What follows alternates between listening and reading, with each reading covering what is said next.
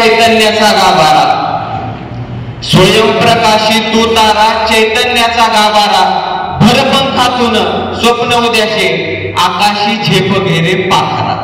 म्हणजे काय? म्हणजे काय? तुमच्या माझ्यामध्ये चैतन्य आहे. चैतन्य म्हणजे काय? काम करण्याची, शिक्षण घेण्याची, व्यवसाय करण्याची, अभ्यास करण्याची आपली मानसिकता आहे. परंतु बिघड कसा झालाय? मोबाईलमुळे. आता आपसात गप्पा मारू नका, माझी विनंती, आपसात गप्पा मारू नका. अतिशय छान पद्धतीने मी तुम्हाला सांगतो, तुम्ही फक्त लक्ष द्या. मी डिस्ट्रॅक्शन या विषयावर आहे. तुमच्यामध्ये जो चैतन्याचा गाभारा आहे, आता तुम्ही जे गप्पा मारताय, चोरगोळ करताय, त्याच्यामुळे तो लॉक झालाय, लॉक. आणि मी काय तो अनलॉक करायला नाही आलो. ह्या कॉलेजने, ह्या प्रशासनाने, ह्या विद्यालयाने त्या कॉलेजची चावी बनवण्याचं काम माझ्याकडे दिलं. आणि ते लॉकर तुमचा मेंदू आहे, डोकं आहे. आणि ती चावी म्हणजे माझे शब्द आहेत. त्यातून तुम्ही ते शब्द उचलायचे आणि त्या गाभारा अनलॉक करायचा. अनलॉक करायचा म्हणजे काय करायचं? आपल्या जे मर्यादा ओलांडून अति वापरामुळं आपण ओव्हर एक्साइटमेंट मध्ये जो मोबाईलचा वापर करतो, आपल्या झोपेवर परिणाम करून घेतो, दिनचर्येवर परिणाम करून घेतो, तो सुधारवण्यासाठी या ठिकाणी मिळालेला. आता पुलवामा मूवी किती जणांनी पाहिला येतं? कोणाला माहिती का पुलवामा मूवी काय? ठीक आहे, नसू द्या. त्याच्यामध्ये एक वाक्य आहे, हाऊस द जोश. ते पुढं काय म्हणतात? काय म्हणतात? मी एकदा म्हणतो, तुम्ही सांगा बरं मला. हाऊस द जोश. Yes sir. नाही, हाय सर. हाऊस द जोश. हाऊस द जोश. माझा जोश तसंच ठेवा. मी आता हळूहळू विषयाकडे या ठिकाणी यायला सुरुवात केलेली आहे. खरं पाहायला गेलं तर ज्या मायमाऊली मराठी, ज्याच्यामुळे मी हे भावना व्यक्त करू शकतोय, त्या पहिल्यांदा आपल्या मायमाऊली मराठी भाषेसाठी एकदा जोरदार टाळ्या वाजवा.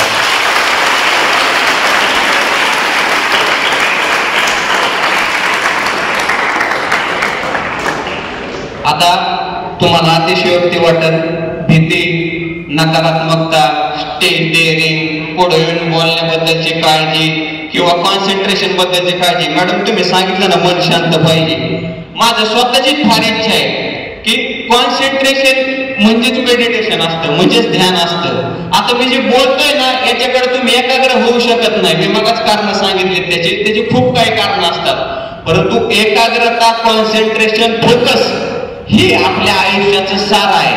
आपण ज्या कोणत्याही क्षेत्रात, आता इथे एखाद्याला निबंध चांगला लिहिता येईल, सोशल मीडियाचा, मोबाईलचा वापर करत असताना आता आपल्याकडून होतंय काय काय त्या ठिकाणी मी सांगतो. आर्टिफिशियल इंटेलिजन्सचे टूल्स आहेत. आता आर्टिफिशियल इंटेलिजन्स माहिती ना तुम्हाला बऱ्यापैकी जणांना. ग्राफिक्स एडिटिंग कोण करते? याच्यात चांगले फोटो बनवायचे, फेसबुकला टाकायचे, इंस्टाग्रामला टाकायचे, व्हॉट्सअपला टाकायचे, असं बऱ्यापैकी जण करतो ना आपण. तर ते कसं होतं, ते कसं रन होतं, त्याला व्यावसायिक स्वरूप कसं द्यायचं, आपल्या आयुष्यात वापर कसा करायचा, मर्यादा किती ठेवायच्या, याचं तारतम्य बाळगून आपलं आयुष्य जगण्याचा त्या ठिकाणी सार शोधण्याचा या ठिकाणी प्रत्येकाने प्रयत्न करायचा. मी सगळ्यात महत्वाची गोष्ट तुम्हाला सांगत होतो की मी भाषण करायला आलो. भाषण करायला येत असताना मी सर्वात पहिल्यांदा तुम्हाला खरं खरं सांगतो, ही वळी 2021 सालची वळी आहे मॅडम. 2021 साली मी पुण्यातच आलो होतो. कशासाठी? भाषण कला काय असते याची एक दिवसीय कार्यशाळा होती म्हणून. एक दिवसीय कार्यशाळेला बसलो, थोडं रमलो, त्यांनी सांगितलेलं पटलं, पण तिला टेक्निकल होतं. आणि मग ती जर टेक्निकल होतं तर मी म्हणलं, अरे एक दिवसाची कार्यशाळा केली, आपण सगळ्या गोष्टी केल्या, पण आता आपण स्वतःहून काहीतरी आपल्याला भाषण का करायचंय, लोकांना पटलं पाहिजे, आपण काय बोलतोय ते मांडता आलं पाहिजे, आपल्याकडे स्टेज डेअरिंग वाढली पाहिजे. आता तुम्हाला सांगतो, भाषण करत असताना किंवा भाषण शिकत असताना स्टेज डेअरिंग शोधायला गेलेला विद्यार्थी, ते तुमच्या समोर तीच वळी त्याच माणसाने दिलेली आणि माझा कंटेंट घेऊन तुमच्या समोर येतोय म्हणजे अशक्य काय आहे का? अशक्य नाही. माझं पहिलं वाक्य तुमच्या सगळ्यांसाठी, ह्या बाजूला बसलेले पण ह्या बाजूला बसलेले, ह्या जगात जेवढी म्हणून गोष्टीची निर्मिती माणसाने केलेली आहे ती कोणतीही गोष्ट अशक्य नसते, ती मानव निर्मितीच असते, त्याला फक्त प्रयत्नांची जोड द्यायची असते. मी बोलत गेलो आणि एक काळ असा आला, माझा कंटेंट चांगला तयार झाला आणि म्हणून मी तुम्हाला विद्यार्थी मित्रांनो सांगतो, लक्षपूर्वक ऐका, या जगात अशक्य काहीही नाही. तुमचे नकारात्मक विचार आणि मी मला सांगितलं तसं कॉन्सन्ट्रेशन तुम्हाला खूप गोष्टींपासून त्या ठिकाणी लांब घेऊन जात आहे. संतुलित आहार, संतुलित विचार आणि संतुलित त्या ठिकाणी जीवनशैली. आता आपलं चुकतंय पुढं. आता बहुतांशी मुलं मी माझ्या पाहण्यात येतात, रात्रभर गेम खेळतात. म्हणजे आपल्या आयुष्याच्या सुखसुविधा आपण कशा शोधल्यात? मोबाईल मध्ये. आता तुम्ही मला एक साधी गोष्ट सांगा, झोपायचं नाही बरं का कोणी, अजिबात आळस वगैरे काय नाही. मोबाईलचा शोध कोणी लावला? व्यक्तीचं नाव नका सांगू, मोबाईलचा शोध कोणी लावला तेवढं सांगा मला. मग आता तुम्ही असं का वाटतं की मोबाईलने तुमचा शोध लावलाय? सगळ्यात महत्वाची गोष्ट फिट करून घ्यायची, मोबाईलचा शोध माणसाने लावलाय. आता परिस्थिती अशी झाली, मॅडम मगाशी म्हणल्या की मोबाईल व्यसनासारखे आपण वापरायला लागलो. तुम्ही मी सगळे असतील, कोणतीही गोष्ट आली की व्हॉट्सअपवर जाऊन बघणे, फेसबुकवर जाऊन बघणे, इंस्टाग्रामवर जाऊन बघणे. मी एकच गोष्ट तुम्हाला या ठिकाणी सांगतो की व्हॉट्सअप, फेसबुक, इंस्टाग्राम ह्याचा शोध जर माणूस लावू शकतो, मग आपलं मन मोबाईलच्या ताब्यात गेलं पाहिजे का मोबाईलचं मन आपल्या ताब्यात आलं पाहिजे? म्हणजे वापर काय झालं पाहिजे? आपण जसं वागतो, बोलतो, आपलं मन मोबाईलने यूज केलं पाहिजे का मोबाईलचा यूज आपण केला पाहिजे? म्हणजे साधी सरळ गोष्ट सांगतो की मोबाईल जर तुमच्या मनाचा ठावा घेत असेल, तुमच्या मनाला त्या ठिकाणी कोंडून घेत असेल, तर ती त्या ठिकाणी धोक्याची घटना आहे. आता मी मॅडमला मग ऑफिसमध्ये बोलत होतो, सन्माननीय प्राचार्य मॅडमला, की सगळ्यात महत्वाचा विषय म्हणजे पहाटे 4 वाजेपर्यंत या ठिकाणी मी ग्रामीण भागातले तरुण या ठिकाणी मोबाईलचा वापर करताना पाहतो, गेम खेळताना पाहतो आणि त्यामध्ये सोशल मीडिया त्या गेम मध्ये असं केलेलं असतं, त्याच्यामध्ये पुढच्या लेवल असतात का नाही? एक लेवल पार झाली की दुसरी लेवल, दुसऱ्या दिवशी शाळेत आल्यानंतर अभिमानाने सांगायचं मी ही लेवल पार केली. आणि तू कुठे अजून मागच. तुम्हाला जर लेवल पार करायच्या असतील तर तुमचे कष्ट, कर्तृत्व, अभ्यास आणि तुम्ही तुमच्या शिक्षकांनी सांगितलेले शब्द ह्याच्या लेवलच्या दिवशी तुम्ही पार करायला शिकता, त्या दिवशी तुम्हाला आयुष्याचा बऱ्यापैकी अर्थ आणि समाधान शोधायला सुरुवात होईल. नाही तर आपलं असं आहे मराठी माणसाचं. मी एका डॉक्टरांकडे गेलो होतो, ते मला म्हणले आता पोरांचं असं झालंय, कळतंय पण वळत नाही. हा म्हणलं खरंय डॉक्टर, कळतंय पण वळत नाही. पुन्हा तेच मला म्हणले निशांत तसं नाही, कळतंय पण कळतच नाही. काय झालंय आपलं? कळतंय पण कळतच नाही. आता इथे मी तुम्हाला कोणाला नावं विचारणार नाही. ज्या वेळेस आपण मोबाईल वापरत असतो, मोबाईलचा अति वापर करतो, त्याचा नकळत आपल्या मेंदूवर परिणाम होत असतो. आता म्हणजे परिणाम होतो म्हणजे काय? डोक्यावर परिणाम नाही, म्हणजे नकारात्मकतेकडे माणूस जास्त झुकला जातो, निगेटिव्हिटीकडे. त्याच्यामुळे कामात आळस, अभ्यासामध्ये आळस, कोणता गेम खेळण्यामध्ये ग्राउंडवरचा आळस, हे सर्व गोष्टी मी कॉलेजमध्ये, शाळेच्या विद्यार्थ्यांमध्ये, आमच्या ग्रामीण भागात सुद्धा पाहतोय. ते पुण्यात फार घातक प्रमाणे आहे गोष्टीचं. तर माझी सर्वांना तुम्हाला हात जोडून विनंती की ह्या मोबाईलच्या अतिवापरामुळं वाईट स्वप्न पडायचं प्रमाण सुरुवात झाली. वाईट स्वप्न पडायला, रात्रीची मुलांना भयावह स्वप्न पडणे, गेमशी निगडीत स्वप्न पडणे, असे स्वप्न त्या ठिकाणी पडायला लागल्यामुळं आपल्या मेंदूतले जे केमिकल असतात ते केमिकल इम्बॅलन्स व्हायला सुरुवात झाली. म्हणजे त्यांचं कमी जास्त प्रमाण मेंदूमध्ये तयार व्हायला सुरुवात झाली. मी तुम्हाला भीती घालत नाही, परंतु आपल्या मराठीमध्ये फार चांगली आणि अगदी शालक्या शब्दामध्ये लिहिलेली म्हणे, आती तिथं. मग आता आपल्या आयुष्याची माती करायची का सोनं करायचं, हे सर्वस्वी आपल्या हातात आहे. आणि हे सर्वस्वी जर आपल्या हातात असताना माझी तुम्हाला विनंती, मी केमिकल इम्बॅलन्स पर्यंत होतो. मेंदूतल्या केमिकलचा इम्बॅलन्स झाल्यानंतर, आता इथे ज्युनियर कॉलेजचे विद्यार्थी असतील, त्यांना बऱ्यापैकी इंग्रजी समजत असेल आणि आपल्या आता 10वी पर्यंतच्या विद्यार्थ्यांना 12वी पर्यंतच्या विद्यार्थ्यांना बऱ्यापैकी इंग्रजी समजत असेल. डोपामाइन नावाचं केमिकल असतं मेंदूमध्ये, तो हॅपी हार्मोन आहे. हॅपी म्हणजे आनंद देणारा हार्मोन. तुम्ही ग्राउंडवर जेवढा व्यायाम करताल, कसरत करताल, जिम करताल, खो खो मध्ये पार्टिसिपेट करताल, कबड्डीमध्ये पार्टिसिपेट करताल, एखाद्या स्पोर्ट्स मध्ये पार्टिसिपेट करताल, तर त्या डोपामाइन नावाच्या केमिकलचं सिक्रेशनचं जी लेवल आहे, सिक्रेशनचं जे प्रमाण आहे, ते तुम्ही घरात बसल्यानंतर मोबाईल वापरत असताना किंवा तुमची फिजिकल ऍक्टिव्हिटी नसताना फार कमी प्रमाणात झालेलं आहे. आता आपलं कसं झालंय, आपला डोपामाइन कुठं सिक्रेट होतो? माझ्या पोस्टला 25 लाईक आले, माझ्या पोस्टला 50 लाईक आले, माझ्या पोस्टला 1000 व्ह्यूज आले. पोस्ट, व्ह्यूज, लाईक, कमेंट याच्यामुळे नकळत मेंदू मोबाईल मध्ये घुसायला लागला आणि आपला जो ग्राउंडवर डोपामाइन सिक्रेट व्हायचा होता तो तुम्ही मोबाईल मध्ये शोधायला लागले.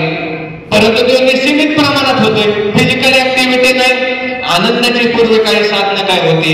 साहित्याचं वाचन होतं, आम्ही बोलतोय ते प्रबोधन होतं, त्या ठिकाणी कला होती, चित्रकला होती, त्या ठिकाणी रांगोळी होती, त्या ठिकाणी मॅडम जसं म्हणलं तसं करमणुकीची साधनं भजनं होती, पेटी होती, तबला होता, गिटार होती. म्हणजे अशा गोष्टी आयुष्यामध्ये आनंद शोधायला असताना आपला डोपामाइन कुठं सिक्रेट होतोय?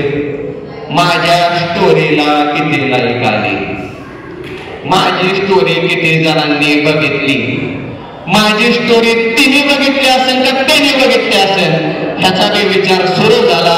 म्हणजे अभ्यास सोडून मन पुढे जायला लागलं. आता जसं भरकटलंय ना बऱ्याच जणांचं, तसं भरकटायला लागलं. झोप आली, काही जणांनी भात जास्त खाल्लेला असू शकतो, काही जणांनी जेवण जास्त केलेलं असतं. पण भैया आपले शब्द असे असतात मित्रांनो की मोजकेच आहेत, पण तुम्हाला ते जाणीवच करून देणार की आपण चुकतोय. मी आता लिंक तोडून देऊ नका. डोपामाइन पर्यंत आलो आपण, डोपामाइन पर्यंत आलो. पोस्टला एवढे लाईक, तेवढे लाईक. आता मी सांगतो ते फक्त पुढं पूर्ण करायचं. व्हॉट्स पुढं काय, व्हॉट्स पुढं काय, इंस्टा पुढं काय, फेसबुक पुढं काय, फेसच्या पुढं काय आणि स्नॅपच्या पुढं काय. शाबास, हरिनाम कृष्ण. आणि शिक्षकांनी जर एखाद्या डिक्शनरी आणायला लावली, काल शब्द बंद करून आले का विचारलं, पुन्हा एखाद्या मन विचारले, एखादा वाक्प्रचार विचारला, त्याच्या आपल्याला जर पूर्ण तरी गाळलेल्या जागा सुद्धा आपल्याला भरता येणार, तर आपण डिजिटल क्षेत्रातल्या गाळलेल्या जागा भरतोय. म्हणजे सुधारण्याची गरज आहे का आपल्याला? 100% आपल्याला सुधारण्याची त्या ठिकाणी गरज आहे. आणि मित्रांनो आणि मैत्रिणींनो, आता फार काय बोल होऊ नका. मी पहिल्यांदा फार सिरियस बोललो होतो. हळूहळू हळूहळू तुम्हाला एका मीडियम लेवलला आणलंय. आता आपण सर्व ऍप्सच्या नावाच्या संदर्भात काम करत होतो. डोपामाइन नावाचं केमिकल तुम्ही मोबाईल मध्ये आनंद शोधायला लागले. वेगवेगळे रील्स लाईक करायचे, वेगवेगळे पोस्ट लाईक करायच्या, वेगवेगळे व्हॉट्सअपचे चॅनल फॉलो करायचे, तिथे लाईक करायचे, वेगवेगळ्या व्यक्तींना फॉलो करायचं, तिथे लाईक, कमेंट आणि बाकीच्या गोष्टी आपण त्या ठिकाणी सुख शोधायला सुरुवात केली. परंतु एक गोष्ट तुम्हाला त्या ठिकाणी सांगतो, सोशल मीडियाचा अति वापर चालू असताना, सोशल मीडियाची क्रेज आपल्या अंगामध्ये मनामध्ये निर्माण झालेली असताना डोपामाइन एका बाजूला सिक्रेट होतोय, तर दुसऱ्याच बाजूला कॉर्टिसॉल नावाचा स्ट्रेस हार्मोन असतो. कॉर्टिसॉल नावाचा स्ट्रेस हार्मोन असतो, तो दुसऱ्या बाजूला देखील सिक्रेट व्हायला सुरुवात झाली. आता खरं पाहायला गेलं तर मित्रांनो, मी हात जोडून तुम्हाला सांगतो की सोशल मीडिया हे आभासी जग आहे. आभासी म्हणजे तिथं फक्त भास होतात. आणि मी माझ्या मित्रांमध्ये, माझ्या स्वतःमध्ये, माझ्या परिचयातील व्यक्तींमध्ये ते प्रमाण पाहिलेलं आहे की माझ्या वाढदिवसाची पोस्ट किती जणांनी टाकली, माझ्या बर्थडेला व्हॉट्सअपला किती जणांनी शुभेच्छा दिल्या, मला किती जणांनी त्या ठिकाणी वेगवेगळ्या मेसेंजरवर मेसेज केले. याचा विचार माणूस करायला लागला. एक काळ होता, वाढदिवसाच्या निमित्ताने चॉकलेट घेऊन शाळेत येण्याचं प्रमाण होतं. आम्ही चॉकलेट घेऊन शाळेत जायचो. श्रीगोंद्याचे आताही आहे, 100% आहे. परंतु चॉकलेट मध्ये जो गोडवा आहे, एकमेकांना चॉकलेट देण्यात जो गोडवा आहे, तो आजच्या काळात सोशल मीडियामुळे जिवंत राहिला नाही. तुमच्यापैकी बरेच जण असतील, माझी पोस्ट टाकली नाही, मला वाढदिवसाच्या शुभेच्छा दिल्या नाही, मला व्हॉट्सअपवर विश केलं नाही.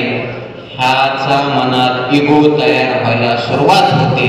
आणि ज्या वेळेस इगो तयार व्हायला सुरुवात होते त्यावेळेस कॉर्टिसॉल नावाचा स्ट्रेस हार्मोन सुद्धा तयार व्हायला सुरुवात होते. मग एका बाजूला तुम्ही मोबाईलच्या माध्यमातून डोपामाइन पण सिक्रेट करताय आणि दुसऱ्या बाजूला तुम्ही कॉर्टिसॉल पण सिक्रेट करताय. पण तो सगळ्यात महत्वाची गोष्ट, ताण तणाव देणारा, तुम्हाला भीती दाखवणारा, तुमची चिंता वाढवणारा कॉर्टिसॉल तुमच्यामध्ये तयार व्हायला सुरुवात झाल्यामुळं अभ्यासामधील एकाग्रता कमी झाली आणि ती स्ट्रेस हार्मोन वाढल्यामुळं समुपदेशनाची देखील आता समाजात लोकांना, विद्यार्थ्यांना गरज भासायला लागली. वाईट स्वप्न पडणं. आता तुमच्यापैकी आमच्या गावखेड्यामध्ये झोपेत बरेच जण चावळत असतील. एखाद्या पिक्चरचा डायलॉग मोबाईल मधलं, पळ पळ पळ पळ पळ, डरतोय डरतोय, मार मार मार मार. Free fire, free free fire. मग त्याच्यामुळे मी हे प्रमाण पाहिलेलं आहे की गेम मधला विचार करायचा, सोशल मीडियाचा विचार करायचा, व्हॉट्सअप मधला विचार करायचा, फेसबुक मधला विचार करायचा, स्नॅपचॅटवरचा विचार करायचा. ह्या विचारामध्ये आपण आपलं करिअर काय असलं पाहिजे, आपल्या आयुष्यातलं जगण्याचं साधन काय असलं पाहिजे, आपल्या आयुष्यामध्ये पुढे जाण्यासाठी आपल्याला कोणत्या गोष्टीची गरज आहे.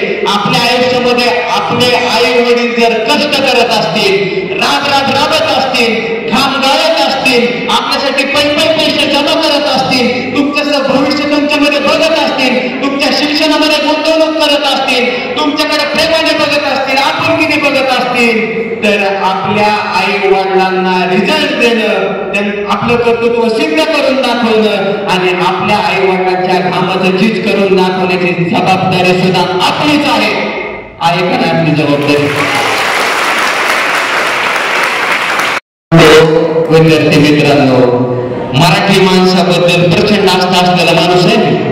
माझी तर तीव्र मनापासून खूप तळतळलेली इच्छा आहे की इथं भाषण ऐकणाऱ्यापैकी जो कोणी माझ्या मजुराचा असेल, कष्टकऱ्याचा असेल, सर्वसामान्य कुटुंबाचा असेल, व्यावसायिकाचा असेल, उद्योजकाचा असेल, त्या सर्व आपण जर एकाच गोष्टीने बांधले गेलेले आहोत आणि ती म्हणजे मराठी. आणि मराठी माणसाच्या उज्ज्वल भविष्यासाठी तुमचं माझं त्या ठिकाणी माझ्या माध्यमातून एक चांगलं कोऑर्डिनेशन तयार होऊन, समन्वय तयार होऊन, मी बोललेले शब्द तुमच्या मेंदूपर्यंत जाऊन त्यामध्ये सुधारणा होऊन येणाऱ्या परीक्षेमध्ये आई वडिलांच्या कष्टांची जाणीव ठेवून, आपल्या परिवाराच्या कष्टाची जाणीव ठेवून, आपल्या पूर्वजांच्या कष्टाची जाणीव ठेवून, आपल्या मनगटामध्ये जेवढी ताकद आहे, आपल्या मेंदूमध्ये जेवढी ताकद आहे, आपल्या शब्दांमध्ये जेवढी ताकद आहे, आणि सर्वात महत्वाचं म्हणजे आपल्याला ऐतिहासिक वारसा लाभलेल्या महाराष्ट्राच्या मातीमध्ये एवढी ताकद आहे की तुम्ही विचार सुद्धा करू शकत नाही. लाख मारेन तिथं पाणी काढणे भूमिकेने जागा. तुला सांगतो, येणाऱ्या काळात कोणतीही परीक्षा असेल तुमची, कोणत्याही त्या ठिकाणी साधन असेल, तुम्हाला सोशल मीडिया ही फार चिल्लर गोष्ट आहे. सोशल मीडिया चिल्लर गोष्ट आहे, त्याच्यात गुंतवून घेऊ नका. माणसाने निर्मिती केलेली गोष्ट म्हणजे पुस्तक. पुस्तक वाचण्याकडे चला, पुस्तक वाचा, आनंद घ्या. आता काही जण म्हणते वाचते पण मनच लागत नाही. आता तुझं मनच कुठं कुठं गेलंय गाड्या? मन तुझं एवढं पसरलंय, तुला कसं मन लागल? आणि एकच सल्ला देतो विद्यार्थी मित्रांनो, एका दिवसात कोणत्याही पुस्तक वाचणाऱ्याचं मन लागत नसतं. तुम्ही शाळेचा अभ्यासक्रम वाचणं वेगळं, रेग्युलर दिलेला होमवर्क करणं वेगळं. परंतु तुम्ही जे पाठ्यपुस्तक आहे, भाषेवरचं प्रभुत्व आहे, ह्याच्यामध्ये ज्या दिवशी तुम्ही आनंद शोधायला सुरुवात कराल, तुम्हीच मला कुठेतरी महाराष्ट्रात भेटणार. भविष्यात आपले गाठगाठ झाले, कोणत्या चौकात झाले, कॉलेजला पुन्हा आलो, तसं तुम्ही त्या केमिकलचं नाव सांगितलं होतं ते आमच्या लक्षात राहिलं नाही. पण पुस्तक वाचून ते तसले केमिकल जास्त तयार व्हायला लागले, चांगले विचार यायला लागले, भविष्याचे विचार यायला लागले, प्रेरणा तयार व्हायला लागली, एक ऊर्जा निर्माण व्हायला लागली, भविष्याचा दृष्टिकोन तयार व्हायला लागला, आनंदाने शोधायला लागलो. हा विचार तुम्ही तुमच्या तुमच्या शिक्षकांना सांगता मी समुपदेशन पर्यंत आलो होतो, तुम्ही विसरले तरी मी नाही विसरत. मला माहिती ना पुन्हा कुठं आणायचं ते. मी समुपदेशन पर्यंत आलो होतो, डोपामाइनचं सांगितलं, कॉर्टिसॉलचं सांगितलं आणि त्यानंतर समुपदेशनासाठी कॉर्टिसॉलची लेवल जास्त शरीरात तयार व्हायला लागली, स्ट्रेस हार्मोन जास्त तयार व्हायला लागला. म्हणून आता समुपदेशक मानसोपचार तज्ञांकडे तरुण वयातील विद्यार्थी लहान मित्र त्या ठिकाणी न्यावे लागतात. ते सांगतात गेमची भीती वाटते, मोबाईलची आता भीती वाटते, वाईट स्वप्न पडतात, झोपेमध्ये बडबड करतो, झोपच लागत नाही, अभ्यासात मन लागत नाही, परीक्षेचा धसका घेतलाय. म्हणजे तुम्ही एक सांगतो तुम्हाला, मेंदूच ह्या सगळ्या गोष्टी तयार करतोय आणि सुधारणा सुद्धा मेंदूलाच करायची. आपले आई वडील ज्यावेळेस आपल्याला सल्ला देत होते, आपले शिक्षक ज्यावेळेस आपल्याला सल्ला देत होते, तेच एक समुपदेशन होतं. आणि मी तुम्हाला पहिला हात लावून विनंती करतो विद्यार्थी मित्रांना, मैत्रिणींना सुद्धा एकच गोष्ट लक्षात ठेवा, ह्या जगात तुम्ही जगातल्या चांगल्यातल्या चांगल्या मानसशास्त्र तज्ञाकडे जातात, सायकोलॉजिस्टकडे जातात, सायकॅट्रिस्टकडे जातात, समुपदेशनासाठी जातात, त्यांचा सल्ला घेतात, एखाद्या ब्राह्मणाकडे सुद्धा जातात, एखाद्या ज्योतिषाकडे जातात, एखाद्या बाबादेवाकडे जातात. परंतु तुमचे आई वडील आणि तुमचे शिक्षक ह्या जगातले आजपर्यंत इतिहासात ठरलेले सर्वात उत्तम समुपदेशक आहेत, त्यांच्यासाठी टाळा.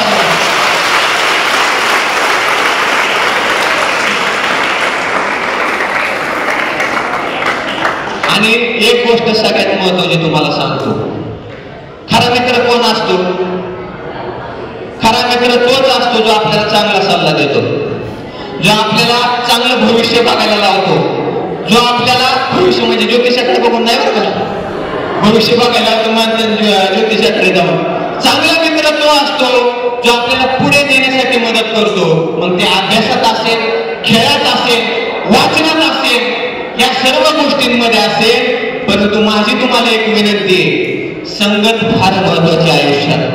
आपण कोणासोबत मैत्री करतो आणि ह्या सोशल मीडियाच्या संदर्भात जे सगळं बोलताय, आता मी महत्वाच्या विषयावर आलो. माझी लिंक तोडू नका, चोळ करू नका, एकदा पुन्हा एकदा टाळावाळीवर.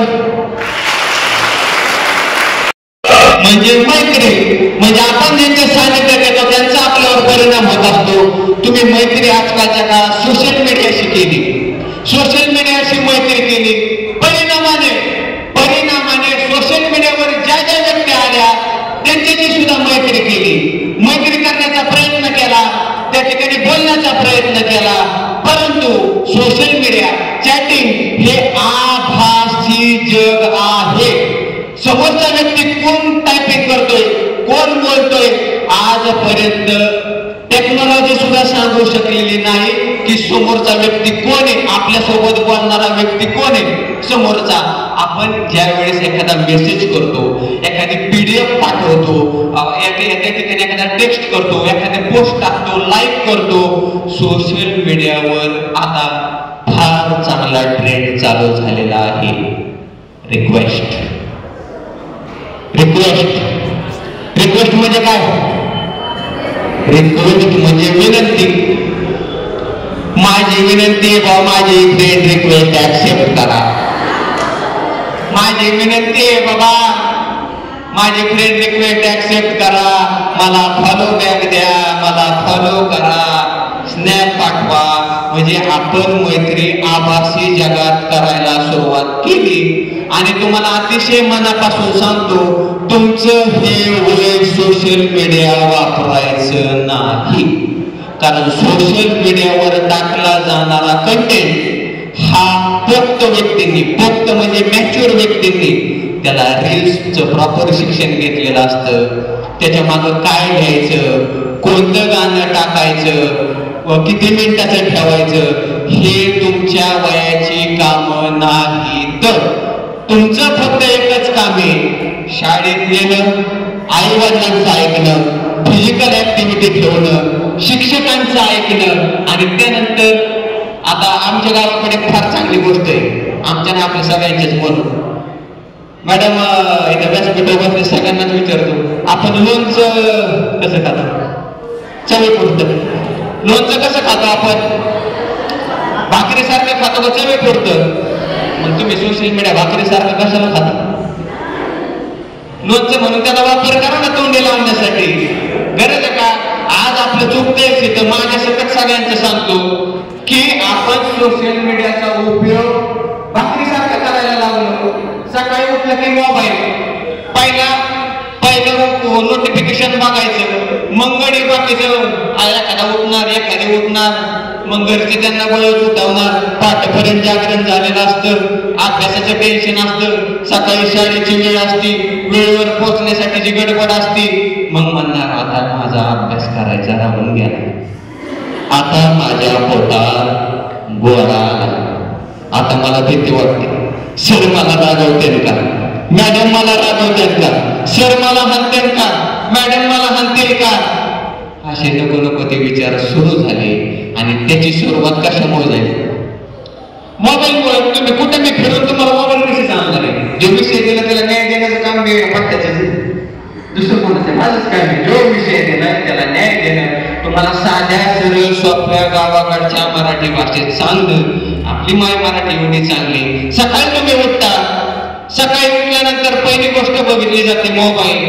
आता मानसशास्त्रावर माझं बऱ्यापैकी वाचन असल्यामुळं किंवा स्पिरिच्युअल सायन्स बऱ्यापैकी मी ऍडप्ट केल्यामुळं माझी एक गोष्ट त्रिवार लक्षात आलेली की जी गोष्ट माणूस सगळ्यात पहिल्यांदा झोपेतून उठल्यानंतर पाहतो त्याचा न कळत मनावर परिणाम होतो किंवा वेळ कसा जातो हे आपल्या लक्षातच येत नाही. मागं मी जसं म्हणलं ना, कळतंय पण कळतच नाही, कळतंय पण कळतच नाही. सकाळी एखादा उठला, मोबाईल चालू केला, नोटिफिकेशन बघितलं, व्हॉट्सअप बघितलं, फेसबुक बघितलं, इंस्टाग्राम बघितलं.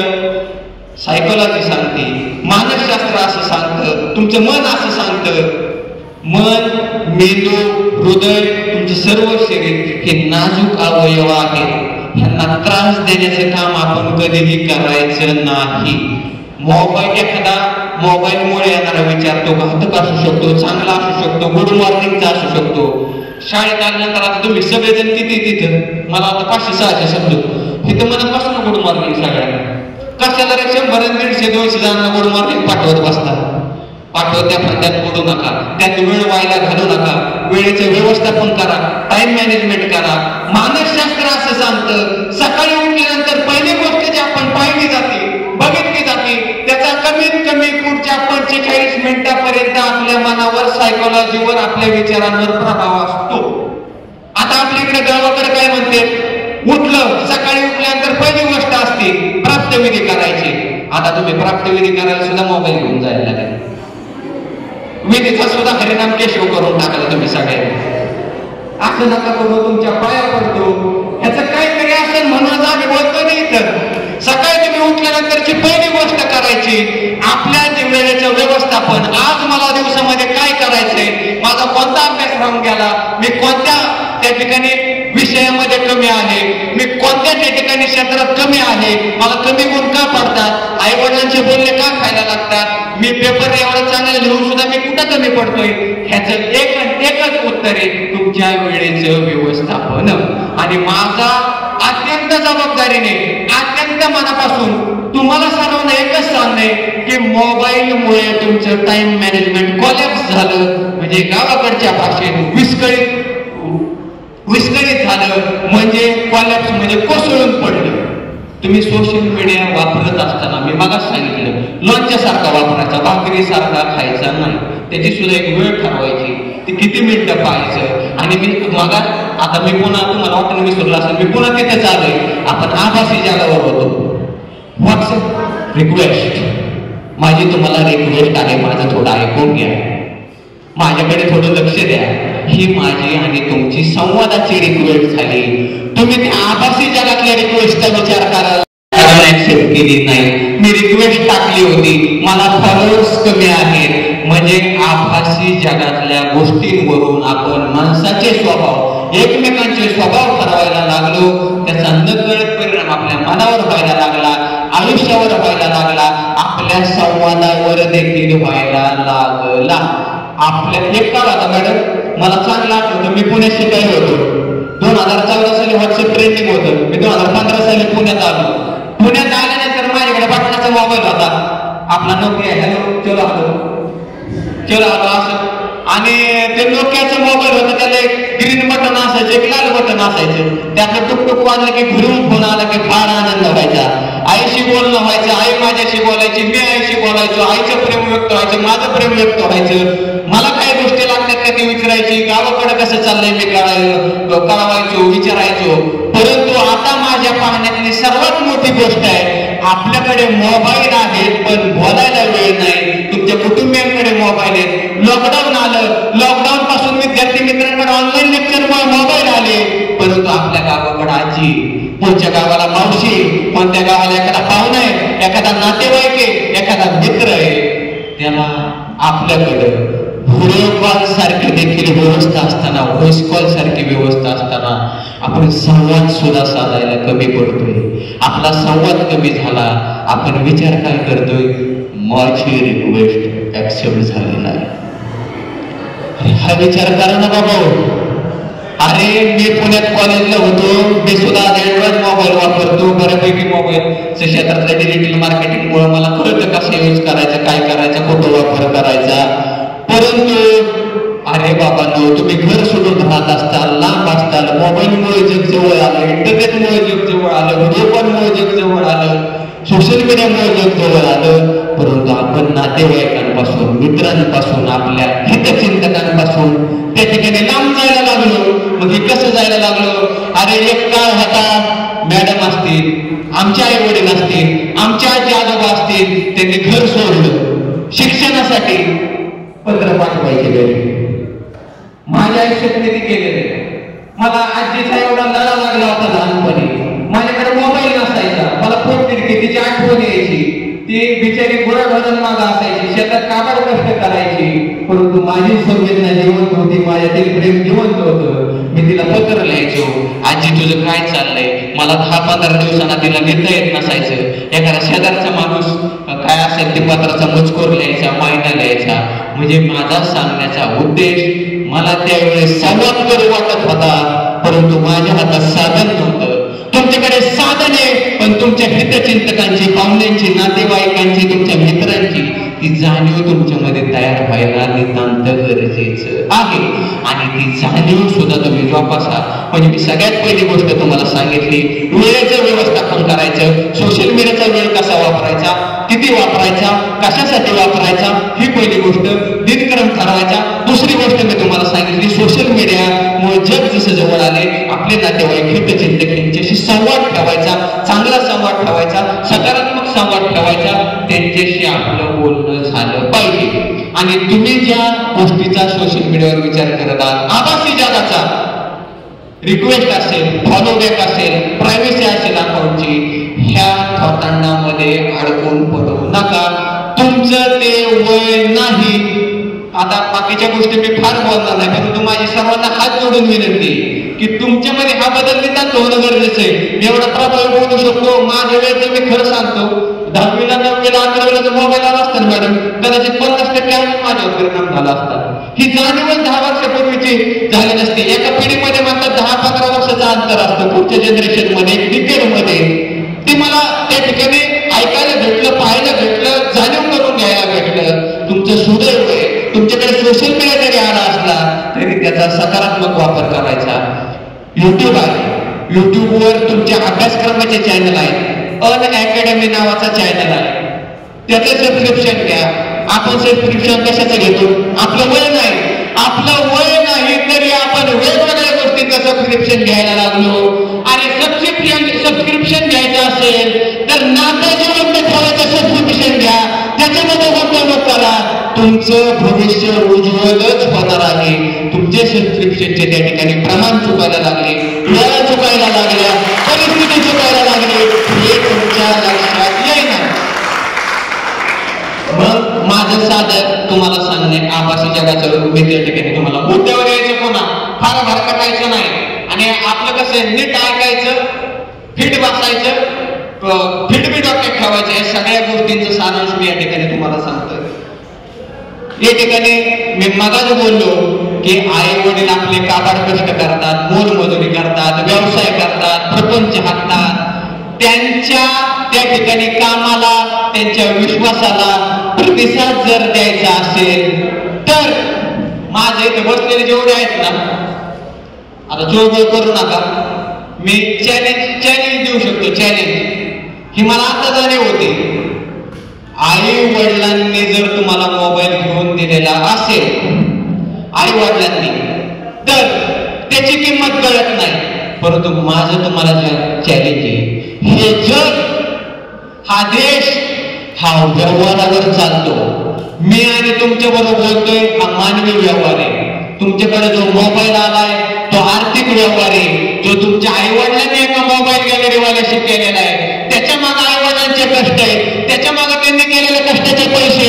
मग माझी तुम्हाला ही विनंती आहे, माझं तुम्हाला चॅलेंज आहे, तुम्ही स्वतःच्या दमावर मोबाईल घ्या, स्वतःच्या कष्टावर मोबाईल घ्या, स्वतः काम धंदा करा, व्यवसाय करा, आणि मग तुमच्या लक्षात येईल 10,000चा मोबाईल असू द्या, किती 10,000चा मी गृहीत करतो. जगाच्या बाजारात या, व्यावहारिक बाजारात या, तुम्हाला कळेल 10,000 म्हणजे किती मोठी गोष्ट आहे. आता त्याच्या पुढचं सांगतो, एखादा पठ्य माझं चॅलेंज मी स्वीकारू द्या.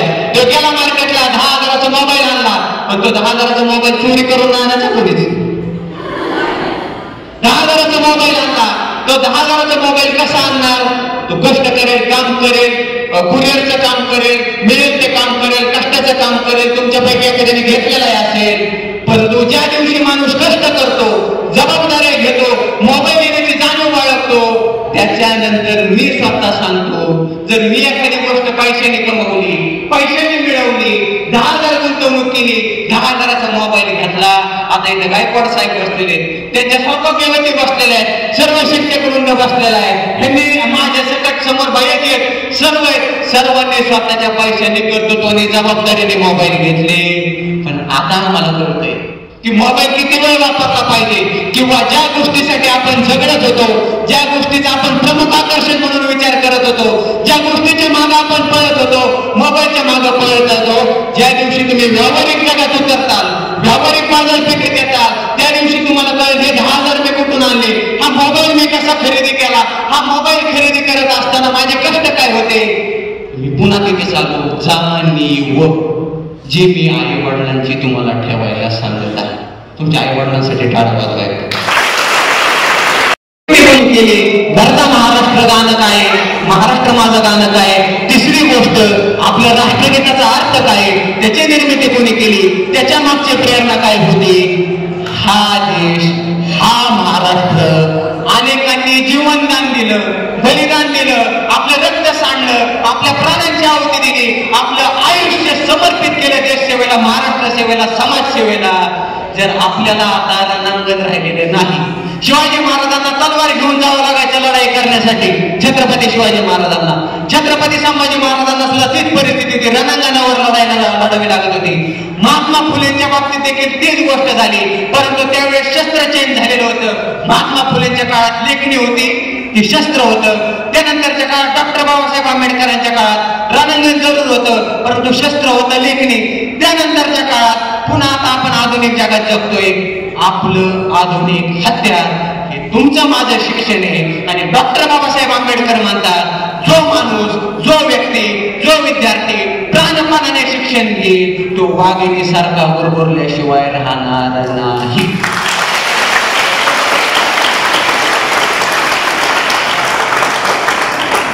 त्यामुळं माझी तुम्हाला विनंती आहे, हे नीट ऐकायचं बरं, कंडोक्यात फिट ठेवायचं. माझी तळतळ तुमच्यासाठी. व्यायाम करायचा आयुष्यात, काही हो व्यायाम करायचा, मग ते खेळ असेल, जिम असेल, ग्राउंडवरचा खेळ, फिजिकल ऍक्टिव्हिटी मुलींनी आणि मुलांनी सुद्धा रोज एक वेळ ठरवून. मी सांगितलंय, मी जबाबदारीने सांगतो, मी मागाच्या हार्मोनचं नाव घेतलं, कॉर्टिसॉल नावाच्या, स्ट्रेस लेवल नावाच्या, स्ट्रेस ज्याच्यामुळे वाढतं, तो कॉर्टिसॉल नावाचा हार्मोन चालल्यानंतर, फिजिकल ऍक्टिव्हिटी केल्यानंतर, मैदानी खेळ खेळल्यानंतर, शरीरातून घाम आल्यानंतर त्या ठिकाणी कॉर्टिसॉल नावाचा हार्मोन फार कमी प्रमाणात सिक्रेट होतो, मग जास्त डोपामाइन सिक्रेट होतो. आपलं मन, मेंदू, आपले विचार, आपली तब्येत, आपलं कौटुंबिक स्वास्थ्य सुद्धा मजबूत राहतं. त्याच्यामुळे तुमच्या पायाला हात जोडून विनंती करतो, व्यायाम करा. दुसरी गोष्ट, प्रार्थना तुमच्या शाळेत आहे. तिसरी गोष्ट, आता मला एक गोष्ट सांगा, तुमच्यापैकी किती जणांना साखर आवडते? साखर गोड गोड चहा किती जण पितात? म्हणजे जवळजवळ सगळे. चहा कसा असतो? आंबट आंबट मला हो म्हणतात काय? गोड असतो. तर तो तुमचा चहा गोड होतो कारण त्याच्यात तुम्ही साखर टाकता. साखर कुठून येते? शेतकऱ्याच्या शेतातून येते. आणि शेतकऱ्याच्या शेतातून जर साखरेची निर्मिती होती तो ऊस लावतो. त्यानंतर ऊस तोडणी कामगार, ऊस तोडणी मजूर तो ऊस त्या ठिकाणी कापतात. त्यानंतर ते कारखान्याला येतं. त्यानंतर मॅन्युफॅक्चरिंग होऊन त्याची साखर होते. त्याच्यामुळं तुमच्या माझ्यासाठी कष्ट घेणाऱ्या शेतकऱ्यासाठी, कामगारांसाठी, मजुरांसाठी रोज अन्न खाताना, जेवण करताना, पाणी पिताना, आपले कपडे, आपलं जेवण याच्याबद्दल कृतज्ञता व्यक्त करायला शिका. ज्या गोष्टीचा उल्लेख आदरणीय शिंदे मॅडम यांनी केला, लाईफ अमेझिंग सिक्रेट नावाचं ते पुस्तक आहे, गौरव दास त्याचे लेखक आहेत. त्याचं मराठीत ट्रान्सफॉर्मेशन आहे, जीवन समजून घेताना म्हणून. त्यांनी सांगितलंय तुम्हाला रसरशीत, सकारात्मक, पॉझिटिव्ह, उंच झेप घेण्याचं आयुष्य जगायचं असेल तर ज्या दैनंदिन गोष्टी तुमच्यापर्यंत येते, मग छोट्या छोट्या गोष्टी, साखरेने एक उदाहरण दिलं, दुसरी गोष्ट अन्न आहे, तिसरी गोष्ट आई वडील आहे. कृतज्ञता व्यक्त करायला शिका, थँक्यू म्हणायला शिका. एखाद्या तुमच्या मित्राने तुम्हाला वही दिली, पेन दिला, कंपास दिली, त्या ठिकाणी अजून कुठं मदत केली तर त्याला थँक्यू म्हणायला शिका. आई वडिलांना थँक्यू म्हणायला शिका. ज्यांनी आपल्याला घडवलं त्या शिक्षकांना थँक्यू म्हणायला शिका. ज्यांनी आपल्याला संधी दिली त्या शिक्षकांना थँक्यू म्हणायला शिका. ज्यांनी आपलं रोजचं त्या ठिकाणी खर्च भागवतात त्या आई वडिलांना थँक्यू म्हणायला शिका. जिथं म्हणून आपण अन्न खातो त्या शेतकऱ्यांना थँक्यू म्हणायला शिका. जिथं म्हणून आपण एखादी गोष्ट चांगली कृती करतो, एखादी चांगली परिस्थिती आपल्या आयुष्यात घडते, त्यावेळेस त्या ठिकाणी थँक्यू म्हणायला शिका, कृतज्ञता व्यक्त करायला शिका. या ठिकाणी मी सांगतो. आणि सगळ्यात महत्वाचं, मोबाईलच्या जोडीने सगळ्यात मोठा झालेला अवमेळ मोबाईल बघता बघता जेवण करणं. त्याच्यामुळे तुमच्या पोटावर परिणाम झाला.